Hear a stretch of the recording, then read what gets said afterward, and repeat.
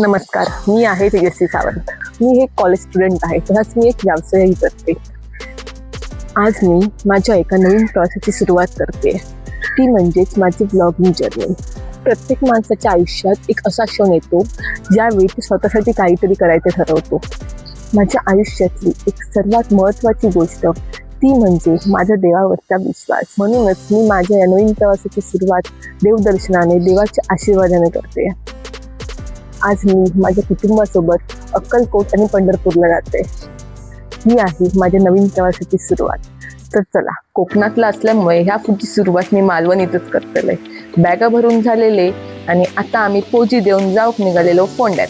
बस स्टँडमध्ये गेलो आणि थोड्याच वेळात आमची बस येते. लालपरीन जाऊचो आमचा निर्णय तर भन्नाटच होतो. चढताना आम्ही अजिबात घाय करूक नाही, कारण आमचे सीट आधीच बुक केलेले होते. विंडो सीट भेटल्यामुळे तर एकदम मजाच येत होती. जाताना मस्त आमच्या फोंडाघाटचा व्ह्यू एन्जॉय करत गेलोय.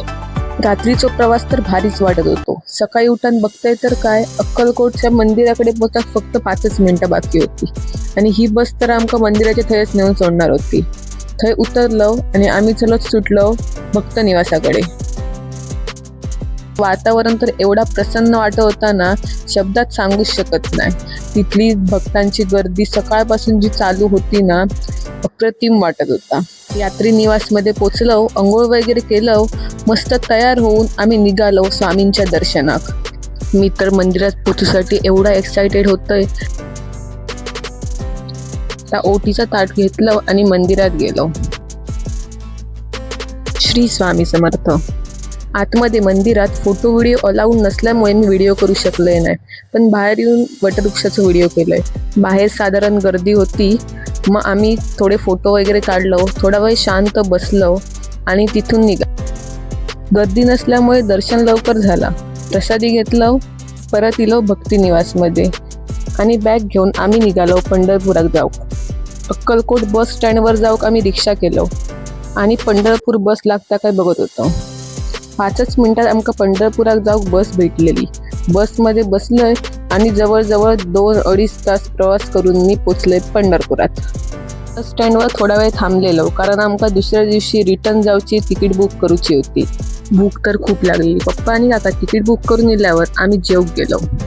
जेवून झाल्यावर आम्ही रिक्षा करून गेलो गजानन महाराजांच्या मठात. मठाचा परिसर तर एकदम स्वच्छ होतो. तिथे गेलो आणि तिथे पण बघतो तर विठ्ठलाची मूर्ती. खूपच छान वाटला. तिथे स्टेसाठी रूम अवेलेबल नसल्यामुळे आम्ही दुसऱ्या मठात राहण्यासाठी गेलो. तिकडे पण खूप मस्त वातावरण होता. थोडा वेळ झोपलो, आराम केलो आणि मग निघालो आम्ही मंदिरात पाया पडूक जाऊ. जिथे आम्ही स्टे केलेलो तिथून मंदिर अगदी 10 मिनिटाच्या चालत जाण्याचे डिस्टन्स. संध्याकाळी निघाल्यामुळे ऊन पण कमी झालेला. आणि हा बघा, मी पोस्ट देऊ गेले की इलामध्ये व्हिडिओ. जेव्हा पंढरपूरची यात्रा असतात तेव्हा इथून रांगा चालू होतात. काय सगळा बांधकाम होता, म्हणजे वारी वेळी किती गर्दी असेल याचा अंदाज इलोच असतात. लाईन चालू होच्या आधीच 1 तास आम्ही रांगेत उभी होतो.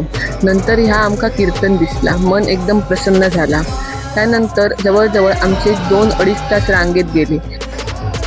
फोन पण बाहेर लॉकरमध्ये ठेवचे लागलेले. दर्शन झाल्यावर आम्ही इलो मार्केटमध्ये खरेदी करू. ही रील मी माझ्या इंस्टाग्राम प्रोफाईलला पोस्ट केलं आहे. तेजा 3056 ह्या माझा अकाउंटला जाऊन पूर्ण रील बघा, किती मस्त रील झाली आहे. इथली पिंजर वगैरे सगळं खरेदी केलं. भूक तर खूप लागलेली. मग मी जेवलंय तिकडेच. ह्या आजींची तर कमालच वाटत होती.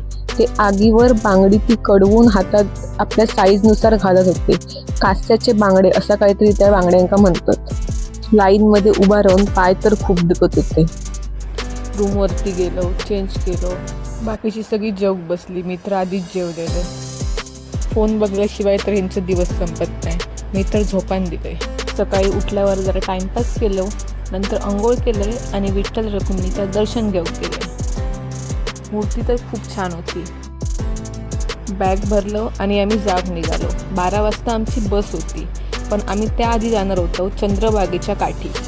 जाऊचा दिवस होतो. रिक्षात बसले आणि रिअलाईज झाला, कधी 2 दिवस संपले कळलाच नाही. आता आम्ही पोचलेलो चंद्रभागा नदीच्या काठी. ही पंढरपूरची पवित्र नदी असा. ही नदी फक्त दिसूक बरी नाया तर भक्तांची श्रद्धा या नदीत दिसता. ह्या पाण्यात पाय जरी ठेवलो तरी मन पवित्र झाल्यासारखा वाटता. आणि सूर्य असताना व्ह्यू तर एकदम अद्भुतच वाटत होतो.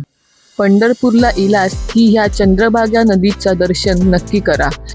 तिथून पाय तर निघतच नव्हतो, जाईन असा वाटतच नव्हता. पण तुमका याक सांगते, पंढरपूर आणि अक्कलकोट हे फक्त टुरिस्ट प्लेसेस नाहीत, तर हे मनाला शांती देणारे भक्तिस्थळ आहेत. या दोन्ही ठिकाणी मला खूप पॉझिटिव्ह एनर्जी आणि आत्मशांती मिळाली. आणि माझ्या या चॅनलवरती तुमका बिझनेस ब्लॉग, ट्रॅव्हल ब्लॉग, माझे डेली ब्लॉग असे सगळे ब्लॉग बघूक मिळतले. फक्त तुमचं सपोर्ट महत्त्वाचं असा. नाश्ता केलं आणि स्टँडमध्ये येलो. थोड्या वेळानं बस इली, बसमध्ये बसलो आणि संध्याकाळी 4 वाजता पोचलो कोल्हापूरला. बस खूप वेळ थांबणार होती म्हणून आम्ही उतरलो आणि मार्केट फिरूक गेलो.